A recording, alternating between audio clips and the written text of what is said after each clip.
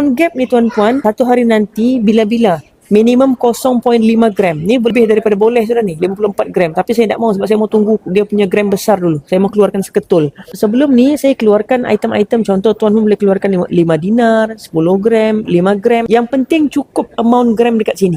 Jadi siapa-siapa yang rasa dia belum start lagi dan dia terasa daripada explanation saya dia terbuka hati, tuan-puan jom join circle saya, sebab circle saya bukan setakat mahu tuan-puan menambah dan beli emas, tapi saya sediakan circle yang convenient dan sangat kondusif untuk tuan-puan belajar grow kan keadaan status kewangan tuan-puan. Semalam saya baru habis buat kelas tentang jenis-jenis pelaburan. Kelas tu khusus untuk penyimpan emas anda empire saya. Alhamdulillah dengan izin Allah, sekarang empire saya sudah mencecah hampir 27,000 dan saya ada beberapa orang kaki tangan yang bantu saya. Kalau saya seorang mati tuan-puan, tak mampu. Jadi tuan-puan jangan risau, jangan cakap, "Ui, 26,000 macam mana dia mau handle saya?" Jangan risau, saya ada ramai tim, saya ada support, saya ada admin-admin yang guide. Dan tuan-puan siapa-siapa yang berminat jadi dealer pun boleh educate orang. Sambil kita educate orang, kita pun punya grab emas akan bertambah lebih cepat sebab kita rasa bersalah. Takkan kita educate orang kita sendiri nak bertambah grab emas? Tak logik.